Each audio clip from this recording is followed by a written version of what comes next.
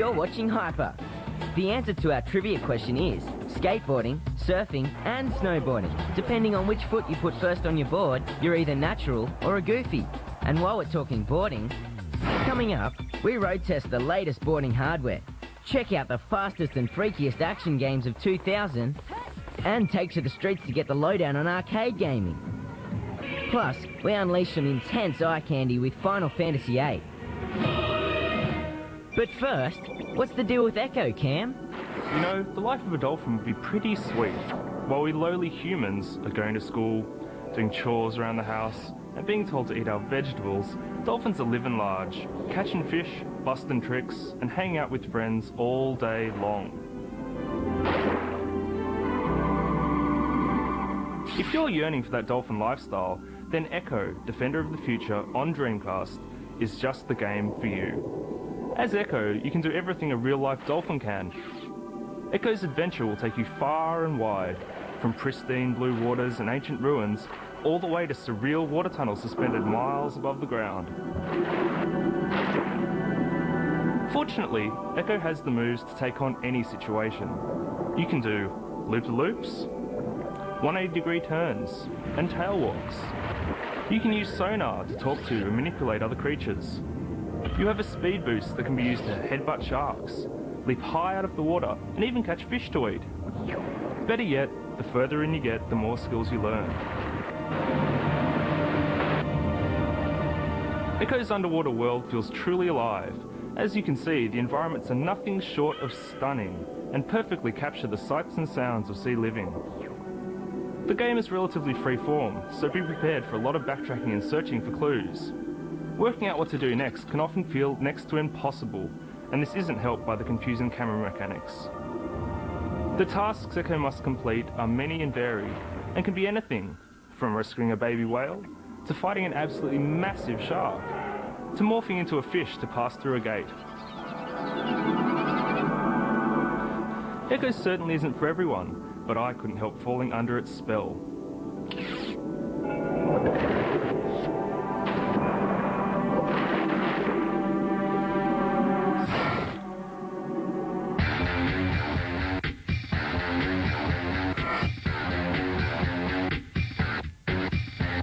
Who doesn't love grabbing a huge chunk of air? The feeling of flying and defying gravity is second to nothing, until now.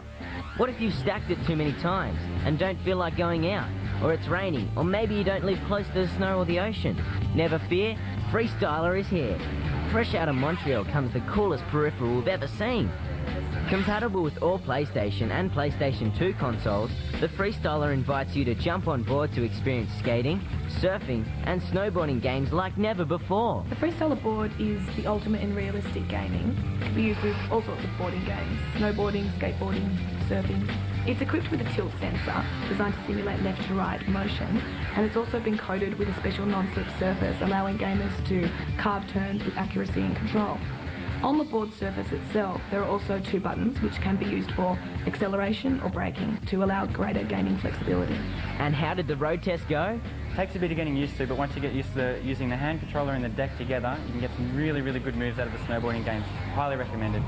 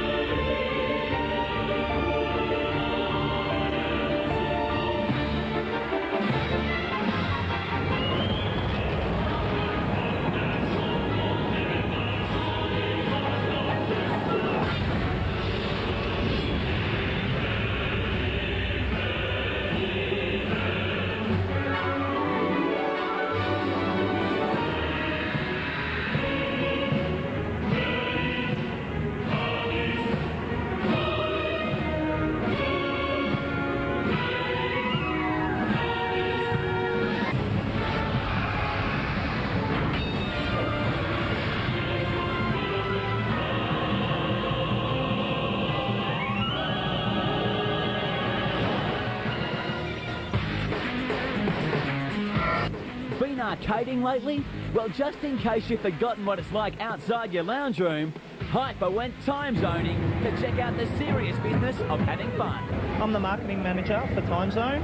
I get to play games all the time at my head office. We have a whole room full of games, and we get the latest games coming out of Japan. The dancing games are like the latest craze at the moment. Everyone's like fully into it. They also like to do the photo machines, and the boys are fully into the car racing games. My favourite game at the moment is Virtual Tennis because of the high graphic component of it. It's like the graphics are so clear. I like how Philippoussis is one of the characters on the game, and his strong serve is always a winner. I'm not into the dancing machines because I just haven't got the coordination for it. I like dancing and I make new friends here, and it's better than I stay at home and study. The atmosphere's good, everyone's playing games, sounds good, it's on the big screen, it's good fun. And what kind of fun will we have in the future? There's a new sort of like a Tony Hawk skateboarding game coming out, similar to Top Skater. It's called Air Tricks, and you're on a half pipe, and that'll be really good, and that's a highly interactive game where you stand on a platform and you do all the moves. There's also a new game out called Football Masters, and basically you kick the ball towards the screen, sort of like a soccer game, and that'll be a really highly interactive game as well. We are also going to do stuff like local area networks where you can play different people on different computers and with the game, and you can play somebody over in Perth at a time zone store in Perth, and you might be sitting in the time zone in Sydney. And now on Hyper, let's count down the best action games of 2000. You got it. Our first runner-up may look cute, but he's got mad bad breath. Spyro's third outing on PlayStation has proven to be his best yet. Cool level design, slick graphics, and balanced abilities give Spyro the edge over the other PlayStation platform pretenders. Our second runner-up missed out on the top spot by a hair. Perfect Dark is the follow-up to GoldenEye, and what a follow-up it is. The single-player game has a great balance of action, stealth, and puzzles, not to mention a cool conspiracy theory storyline. And with countless options and play modes, multiplayer deathmatches will keep you going all the way through 2001. What could possibly be better than Perfect Dark, you say? Well, we're willing to bet you've never seen a game like this before.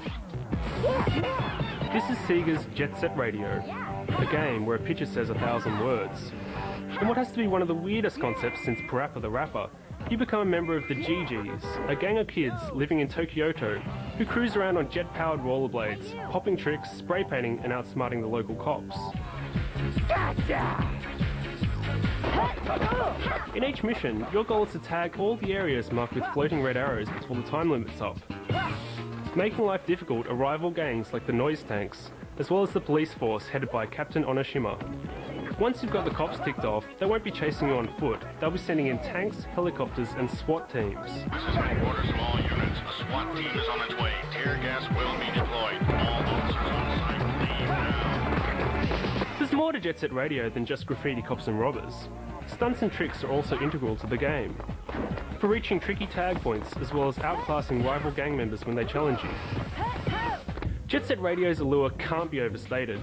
The look, the style, the music, the vibe. This is an infectious game, fresh, inspired, and great fun to play. Plus, it's got a fat soundtrack, courtesy of one of the coolest game characters ever, DJ Professor K.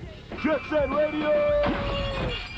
Coming up on Hyper, you'll get the chance to win your very own PlayStation 2. It's not just a games machine, you can also watch DVD movies on it. But what does DVD stand for anyway?